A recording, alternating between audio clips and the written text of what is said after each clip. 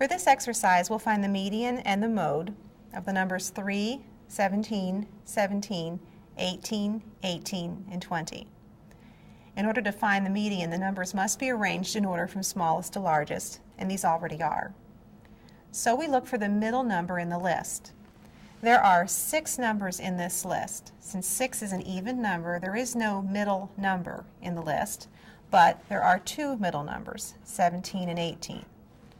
So to find the median, we find the average of 17 and 18, which means that we add 17 and 18 and divide by 2. Adding 17 and 18, we get 35. And then dividing 35 by 2, we have 17.5. So the median is 17.5. The mode is the number that occurs most often in the list, or the numbers if more than one number occurs the same number of times.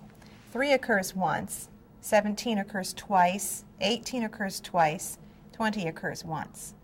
Both 17 and 18 occur twice in the list. So we have 2 modes, and the modes are 17 and 18.